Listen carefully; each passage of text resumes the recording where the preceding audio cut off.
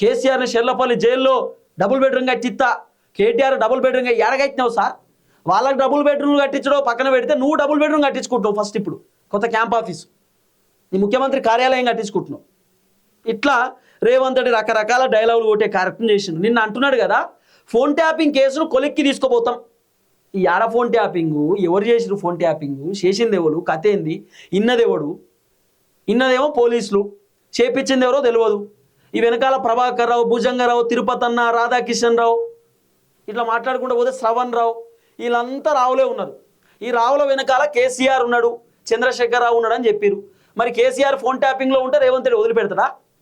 కేసీఆర్ని విచారణ చేసిన నందిరా గారి ఇంట్లో, కేటీఆర్ను, సంతోష్ రావును, హరీష్ రావును జూబ్లీ హిల్స్ పోలీస్ స్టేషన్లో విచారణ చేసి ఏం తెలిసిర్రు? ఏం బయటకు వచ్చింది? రేవంత్ రెడ్డి నిజంగానే ఫోన్ ట్యాపింగ్ చేస్తుంటే, రేవంత్ రెడ్డి అంటున్నా, కేసీఆర్ ఫోన్ ట్యాపింగ్ చేస్తుంటే మొత్తం డేటా అంతా రేవంత్ రెడ్డి ఎప్పుడో బయట పెట్టేటోడు. ఇప్పుడు బీఆర్ఎస్ వాళ్ళు ఏం చెప్తున్నారు? Revanth Reddy still now Congress party ఎమ్మెల్యేల మంత్రుల ఫోన్లు ట్యాప్ చేస్తుండ్రు రేవంత్ రెడ్డి అని చెప్పి కేటీఆర్ చెప్తున్న మాట ఇది వాస్తవమా కాదా?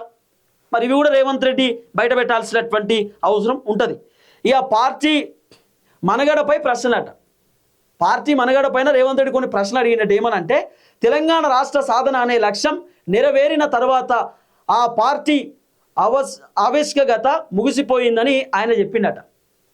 బీఆర్ఎస్ పార్టీని ఉద్దేశించి మాట్లాడే కార్యక్రమం చేసింది రేవంత్ రెడ్డి. కేసీఆర్ తన పార్టీని ఉంచుతారో లేక మూసివేస్తారో ఆయనే తేల్చుకోవాలని ఎద్దేవా చేసిండట రేవంత్ రెడ్డి. కేసీఆర్ పార్టీ ఉంచుతాడో తీసేస్తాడో ఆయన ఇష్టం, ఇక ఆయనే తెలుసుకోవాలి. పార్టీ పని అయితే అయిపోయింది, బీఆర్ఎస్ పార్టీ దుకాణం బంద్ అయిందని చెప్పి రేవంత్ రెడ్డి చెప్తున్నమాట. రేవంత్ అన్న నీకు అసలు కథ అర్థమైతలేదు. పార్టీ పని అయిపోలేదు. ఇప్పుడు బీఆర్ఎస్ పార్టీకి ఊపు పెరుగుతుంది, కాంగ్రెస్ పార్టీ దుకాణం బంద్ కాబోతుంది త్వరలో.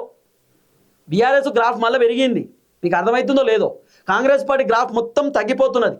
కాంగ్రెస్ పార్టీ రేపో మాపో డమాల్ అయిపోయేటటువంటి అవకాశాలు కనబడుతున్నాయి తెలంగాణలో. ఎందుకంటే పక్క రాష్ట్రాలలో కూడా చూస్తున్నాం కదా కాంగ్రెస్ పర్ఫార్మెన్స్ ఎట్లుందో. మొన్న జరిగినటువంటి ఏదైతే ఎన్నిక, మహారాష్ట్ర ఎన్నికలలో మొత్తం కాంగ్రెస్ బొక్కబోర్లా పడ్డది. వేరే రాష్ట్రాలలో కాంగ్రెస్ పరిస్థితి ఏందో మీకు తెలుసు, ప్రత్యేకంగా నేను చెప్పాల్సిన అవసరం లేదు. మీరు పక్క రాష్ట్రాలు పోయి ఎన్ని డైలాగులు వచ్చినా, ఎన్ని ప్రచారం చేసినా మీ మాటలు ఎవ్వరు నమ్మతలేడు. కాబట్టి మీ దుకాణం ఆల్మోస్ట్ బంద్ అయినట్టే లెక్క. ఇగో తెలంగాణ రాష్ట్ర సాధన అనే లక్ష్యం నెరవేరిన తర్వాత ఆ పార్టీ ఆవిష్కగత ముగిసిపోయిందని ఆయన అన్నారట. ఇది చూడు ఎంత విచిత్రంగా ఉందో ఈ మాట. తెలంగాణకు సంబంధించినటువంటి సాధన అనే లక్ష్యం అయిపోయిన తర్వాత బీఆర్ఎస్ పార్టీ పని అయిపోయిందట. రాష్ట్ర లక్షణంలో అంటే రాష్ట్రం సాధించుకోవడానికి సక్సెస్ అయ్యారు, కానీ మిగతా అన్ని ఫెయిల్ అయిపోయిందట కేసీఆర్. రేవంత్ రెడ్డి చెప్తున్నటువంటి డైలాగు.